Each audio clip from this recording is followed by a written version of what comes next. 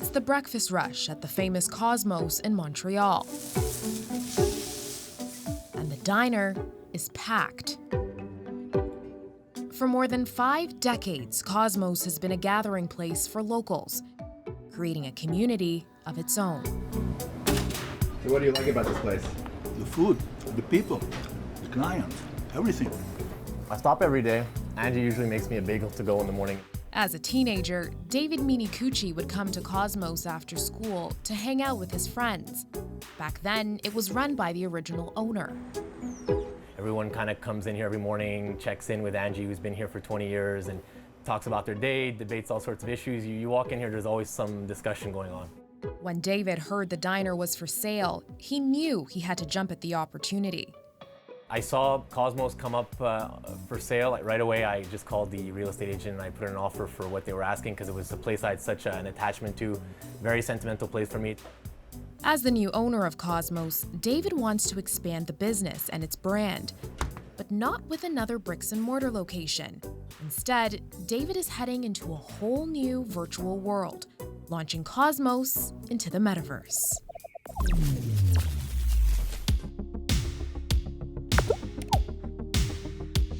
Hi Kayla, welcome to the Metaverse. So how exciting is this? We're meeting in the Metaverse. Is this your first interview in the Metaverse? Yeah, definitely first interview in the Metaverse. Pretty cool, I see your avatar. Yeah, this is my first interview as well in the Metaverse.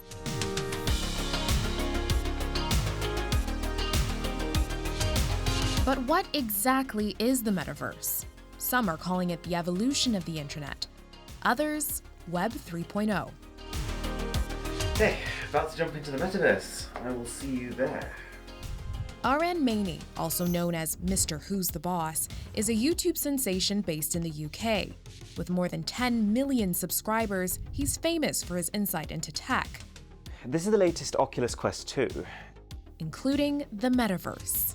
So I like to define it as, it's not an internet that you're looking at through a screen, it's an internet that you're inside of. One of the coolest things in the Metaverse is this idea of being able to feel close to people who are further away. So imagine a world where we're perfectly connected. You can almost snap your fingers and feel like you're in the same room as someone who's on a different continent. And you'll be able to kind of see everything from their facial expressions to their emotions through their virtual avatar. That's kind of the promise of the Metaverse. Aran says the Metaverse is still in its early stages, but its potential could be exponential. Right now, most of the internet is a 2D experience. But the Metaverse takes it to the next level, making the user experience more immersive and interactive, creating and using avatars to explore online spaces where people can socialize, therapeutic, bro. This is one of them things, bro. Work, shop, or just explore. The way that I like to think about the Metaverse now is kind of how people thought about the internet in the 1980s, where no one had any idea what it was going to become. No one knew there was going to be Google Maps or Instagram or all the crazy apps that we now use in our lives today. It was very, very basic. And so that's kind of where our understanding of the Metaverse is. We know it's the next stage. We know we're moving towards it very slowly, very gradually, but we don't know what it's going to become. There's a handful of online platforms that offer Metaverse experiences. Some owned by companies, and others that are community-driven. For example, Decentraland, Sandbox, and Horizon Worlds. In these virtual worlds, you can hit the dance floor, relive your favorite sport moment, or even escape into the wild. All of the services that you have now, all of the websites, all of the music, art, business, working experiences you have on the internet now will be all part of the Metaverse in this 3D immersive world. Mark Fielding is a tech writer based in France. He says a lot of companies want to get in the Metaverse during the early stages. In March, Decentraland hosted its first fashion week with brands like Tommy Hilfiger. A lot of the companies that you would expect to be utilizing these new channels for brand building, these are the companies and these are the brands which are transforming the metaverse into these entertainment centers, into these communities, into these worlds of like-minded people.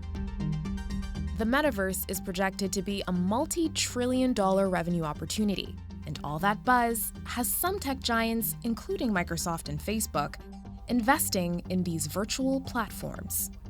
There is a lot of money washing around and you have to move quickly, and people are moving very quickly, investing in these new platforms, investing in these new technologies, because time is of the essence. From now on, we're going to be Metaverse first, not Facebook first. In October 2021, Facebook CEO Mark Zuckerberg announced it was changing from a social media company to a metaverse company, rebranding to Meta and investing $10 billion into its platform. If you think about like the value of internet-based companies now, then the potential of the metaverse, like the total potential net worth of that market is phenomenal. It's almost like every company, digital or not now, needs to be a part of it. There's a race to buy virtual land in the metaverse, with companies and users shelling out thousands to millions of dollars. And David is one of them.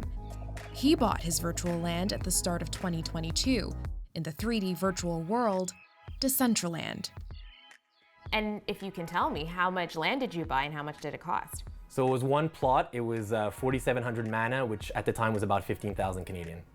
15,000 Canadian. Yeah. The metaverse doesn't fully exist yet, right? And you've poured all this money, 15,000, into this business. What if it doesn't work?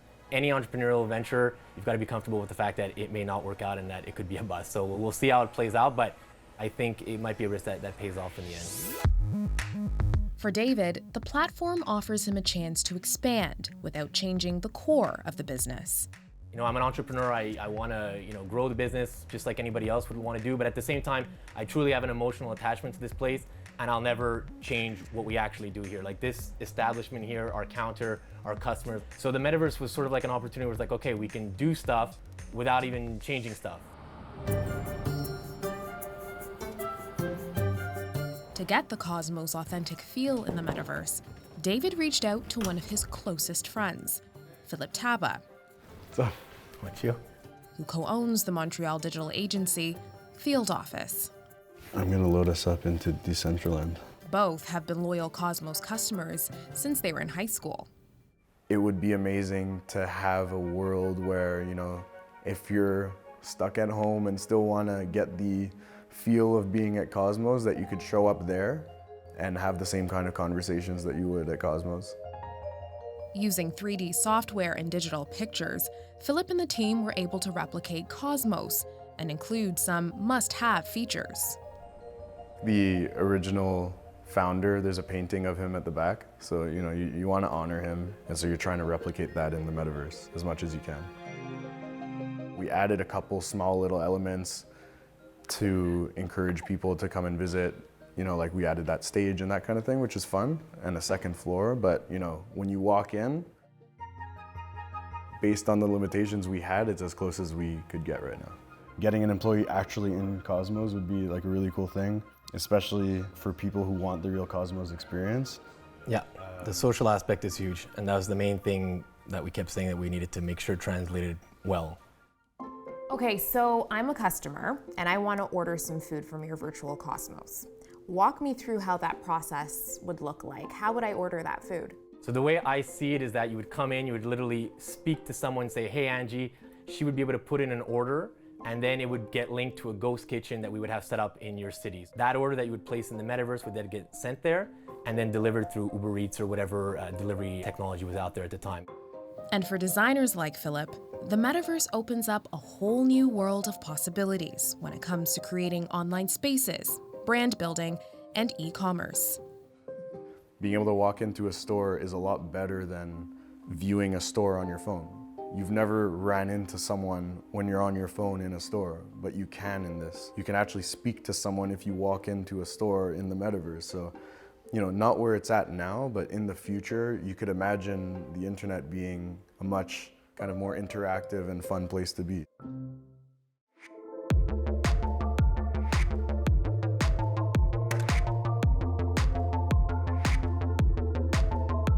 The metaverse is the biggest idea in tech right now. It's the concept of a more immersive digital future. Most people don't know what it is. Big tech is trying to build it. Others want to cash in on it. The metaverse is a futuristic idea of online 3D spaces that will let users socialize, learn, and engage in an immersive way using virtual reality. You can do almost anything. Want a burger? Even grab takeout. Oh my gosh, I forgot. I just hit my TV.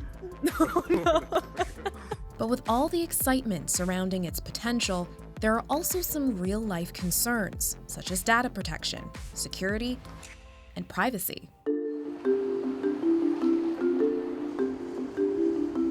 So the metaverse is something relatively new.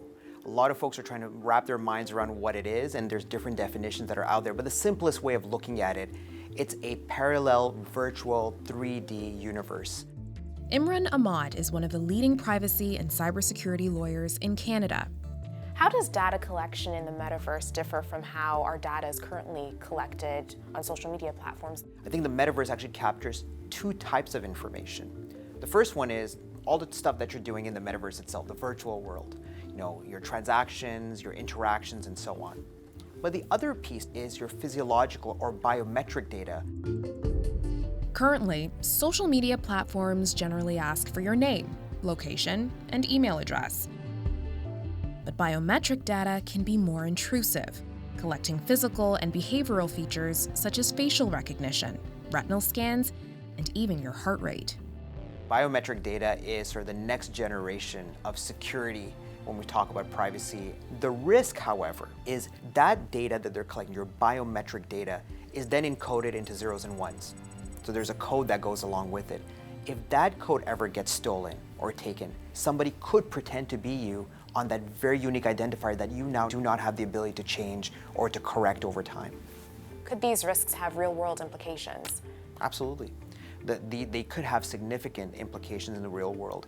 If you are able to get somebody's biometric data, coupled with real, what we call tombstone information, social insurance, address, date of birth, and so on, there's a risk to build a profile on that person. And we're not just talking about identity fraud, we're talking about reputational harm.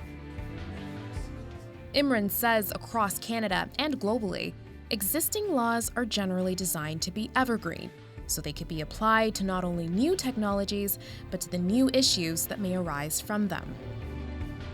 Because it's moving so fast, there is no clear governance of the metaverse, and concerns are being raised about how data will be safeguarded. They have their own set of privacy requirements and compliance requirements they want participants to have. It's Facebook-based. It's not based by a government statute or law per se. And that's the unique distinction. Facebook is not the only entity building a metaverse platform, but the company has faced scrutiny for data privacy issues in the past.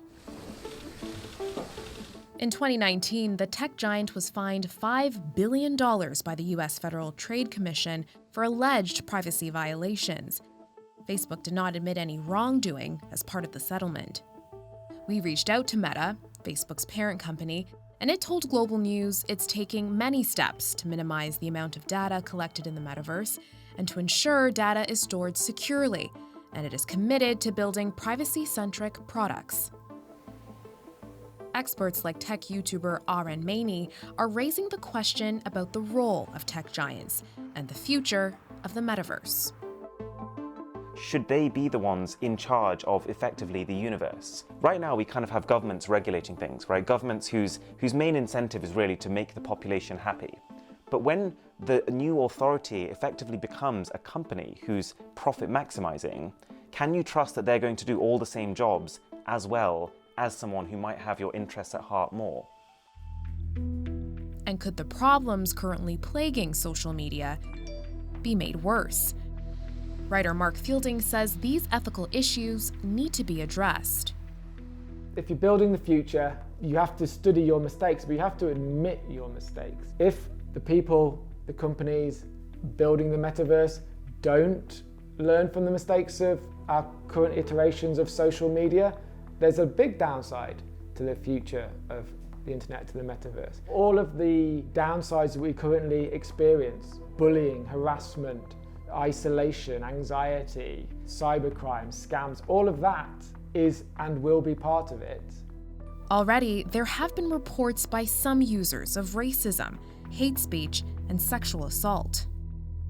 Various metaverse platforms have security and safety features, including the option to report inappropriate behavior and block other users, as well as standards participants have to abide by.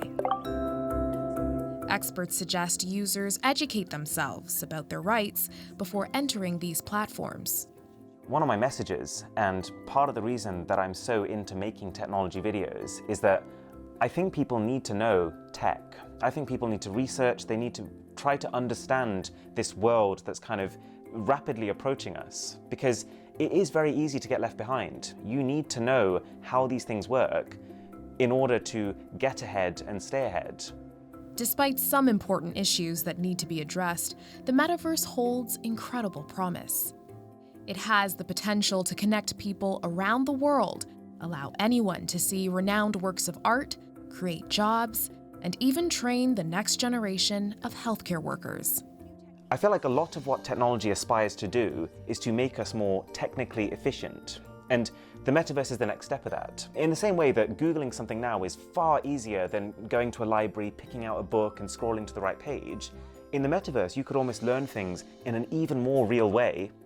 What excites me most about the metaverse is the potential to change the balance of power, to remove the 0.1% and to redistribute the wealth and opportunity, the art, the culture, the creativity across the whole of society, across the whole of civilization. The metaverse can do that. The future of the internet can do that. It's the potential of what the metaverse may hold that excites diner owner David Minicucci. He knows not everyone will understand his decision to buy virtual land and open the famous Cosmos in the metaverse. Even the diner's cook, Angie, is still getting used to the idea. I felt like the emoji where your little brain explodes. Yeah, it's a lot to take in, but I think it's really cool. It draws in a new market. Young people this is how they socialize, this is how they do stuff, so it's cool to be out there. Hey, you gotta stay with the times, eh? You gotta keep rolling with the punches, adapt and keep moving, and so it's pretty cool. What experience do you hope your customers will have when visiting the virtual Cosmos? I want to see if that Cosmos experience is going to translate over. Like, are people going to interact in the same way? Are they going to interact with our employees in the same way, the customers in the same way? Like, is that social aspect going to translate, or is it going to fall flat?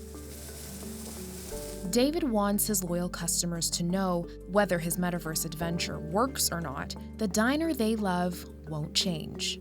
He hopes to share Cosmos with any visitor, regardless of where they are, in the real world or online. I just want to see how it develops. Like, is this something that is going to develop like the internet, where all of a sudden every single company is slowly going to get a website? Is it going to be like cell phones, where people slowly, adopt it over, 5, 6, 7 years? And I'm curious to see the progression of that.